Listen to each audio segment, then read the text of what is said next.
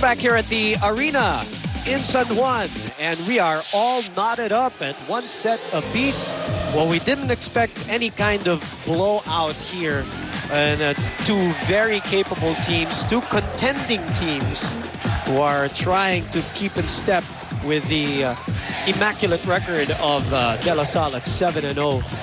We're talking about Adamson University, who are at third place, 4-2. And Ateneo at 5-1. The second set was very different for Ateneo. That's right. They were able to catch up in the first set, but they were still able to continue that game in the second set and improve more by injecting new players in Ella De Jesus and also putting in Gretchen Ho for faster pace for the Ateneo squad, and it really worked well for Coach Roger Gurayev. And doon naman on the side of the Lady Falcons, it was the same game, but now they were threatened by the block of Ateneo. It was an easier game for the Lady Falcons on the first set, but a tougher one on the second. That's why Ateneo was able to win it.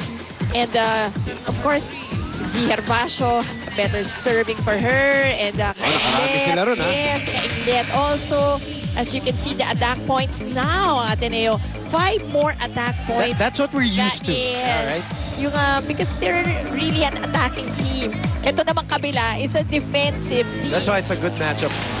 That's why in the first set, we saw them, they were down by 2 attacks to Adamson, which is a strange stat, knowing that Adamson is the defensive team. More defensive team. Yes, you're right. Ateneo has turned into an attacking team through the years with Coach Roger Gurayev and the options that he has gotten from the girls who have matured here for Ateneo. Third set underway now. You know, we say that a lot, that Ateneo now is an attacking team because of Eliza Valdez. Yeah, but also. credit Ateneo for their attacks on the second set, winning the second set without Eliza Valdez inside. And nag-develop na talaga si Kainlet, si Hervasio, Nakachi contributed, Gretchen Ho, and of course that girl, Ella De Jesus. But it's a brand new set now, and Adamson has a chance to forget that second and regroup here in the third. For Ateneo, they're hoping to carry their momentum here in the third. Right, Victor Lopez? Right, boom. Teamwork is actually one of the bigger things that Coach Roger emphasized in that last huddle, saying that they were doing a little better than they were in the first set. Now, you can accredit that, of course, to Gretchen Ho coming into that game. Now, she was able to help pace the team, but, of course, Coach Roger told her that if he does see her grimace or he does see that she's having trouble with her ankle, that he will take her out of the game. But so far, she's looking fine. So Coach Roger is telling the girls to take a good look at her, noting that if she can move so well with an ankle like that, then why can't all of you? Boom and Mosey. Thank you very much, Victor. And for those who just tuned in, we mentioned at the start of the broadcast, Gretchen Ho sprained her ankle a couple of nights ago. Did not train last night, but she was desperately missed in that first set. But it also brings up the topic, Mosey, as we are at 4-1 here. Ateneo in the lead. We talk about, Adamson in the lead. We talk about how one player, missing one player in that 6-player rotation changes the dynamic of the game. Sasabihin na may ibang tao, one player lang yan eh. Anim yung naglalaro. And I tell you, normally, it is the middle player. Yun pa. Yes. Yun talaga. Kasi dun na nadidictate yung combination plays, yung pace ng game ng isang team. And yung middle player kasi, yan yung parang anong tawag mo dito, yung gauge mo how the game will go. Kasi pag nakaka-attack ang middle player mo, especially on the quick hits, maganda ang ibig sabihin, you're able to dig well, you're able to have the defensive rotation. Great point. All right, let's check in first with Bea Coronel from the Adamson side. Well, the biggest problem in that last set was that the Lady Falcons allowed their lead to become a cushion instead of a motivation to finish it early. Now, as Mommy Dulce pointed out, the Lady Falcons lost their focus and patience and allowed Ateneo to take back the momentum of the game. This is exactly what she feared going into the second set, so she prompted her girls to bring back the form they exhibited in the first. A disappointed Mommy Dulce told them to think before they act, to react quickly, and most importantly, take matters into their own hands once again with their solid defense. Women Mosey. Thank you very much, Bea. Well, you did say Coach Mami is a situational coach. So I'm sure she's finding ways to adjust. Katulad ngayon, Paul Soriano on that hit. I think Pao Soriano should really step up and receive more balls to have a different type of game naman for the Adamson squad. Yun naman yung adjustment that they could make against Ateneo in this third set. Soriano, also an excellent beach volleyball player. Oh, yes.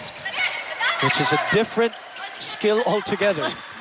Halos different sport. Yes, almost. Pineda able to dig that one up. Zapanta sent back. Pineda goes back to Mayet. Great blocking, and again, Gretchen Ho was in there. Oh! Credit the patience of Adamson in that last play. Mayet Zapanta on the third hit, finally taking it. At ang Ateneo naman so impatient, no one to block on that third hit by Zapanta. At ito yung sinasabi natin. 98% of the time, she will go for it. That's right. Yun yung 2% na nag-off speed siya. Although malakas pa rin yung pagka-off speed. Meron pa rin May power pa rin ang konti. So ngayon, labang ng 5. Itong Adamson University, tit for tat volleyball here as this third set has gone their way. Back in a moment.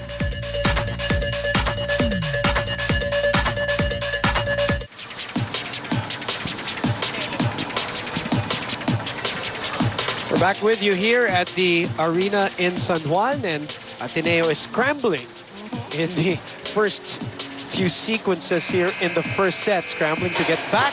Lazaro has been diving all over the place, has tried to save balls here. But the lead is with Adamson at 5. It's looking like the first set all over again.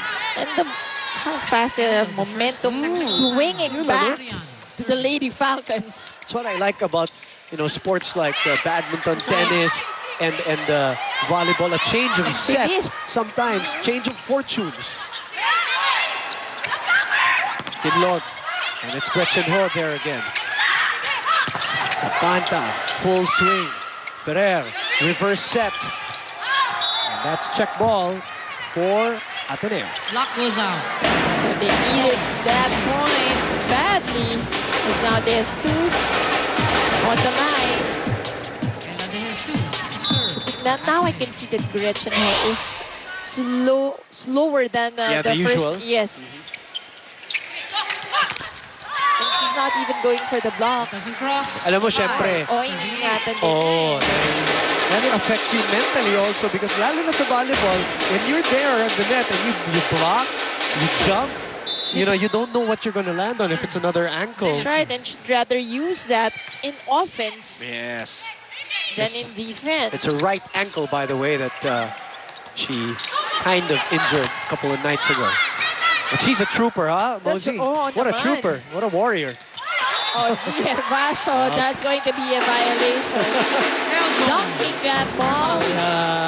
Pero street... tagal medyo nag-stay yung bola sa hand niya, so that's really a violation. In street lingo, dinakma.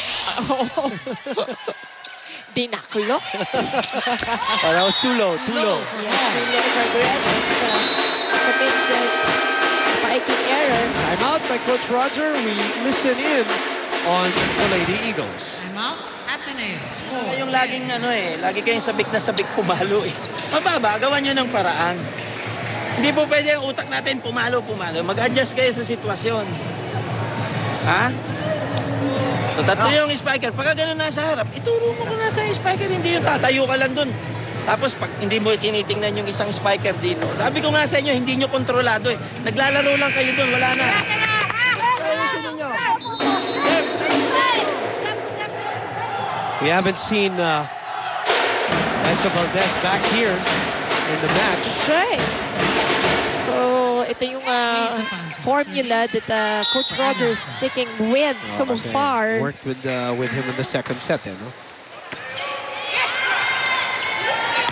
Oh, Ziervasio, but again, Dagap may makatuno. The joust won there by the Lady Eagles. At the net. 2-on-1. They had that edge. Let's see if they can get some points from the service as Ziervasio is back on deck for them. 6 serving 10. Lady Eagles. Jesus has played extended here. That goes out for Z. Something they really don't want at this juncture. 11 serving 6. Now it is Adamson's turn. For Adamson. 1 set all. In log from the Roosevelt College in Cainta originally. Zapanta. Here the scoreboard here at the arena says 11-6. Kainglet with a cut shot. Guevara, medyo mali yung timing. And well read by Gretchen. Pineda off speed. Kainglet again, down the line. Beautiful down the line hit. Phil Kainglet making it pass through Makatuno. The former ballerina. With the great snap of that wrist to get the point. 7 serving 11. Oh, that's out going again. to be a long one. Another error on the serve. But you'll forgive her. Oh, yeah. You'll forgive her. Playing injured bonus na yan ni Coach Roger. Parang nakikiusap na lang dyan. True.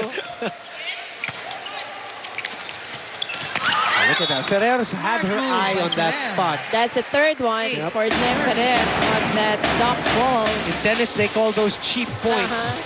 So those are the cheap points that you're trying to get to just get back into this game. 8 serving 12. That could have gone out again, but Free ball. Let's see what Ateneo does with it.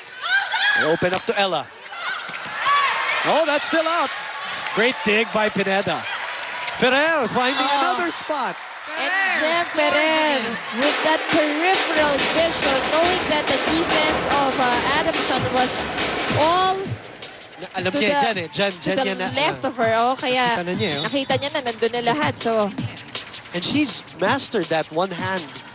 dump Flick, ball. ano, the dump ball in one hand. Hervasio taking it.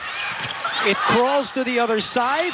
Soriano, great dig by Hervasio. De La Cruz, sorry, De Jesus Outside hit by De was Jesus. underneath that ball. That's right. More hit by Ella De Jesus on that open hit. So, Serving 9. another point goes to Adamson. For Is Adamson. now the 4-point lead.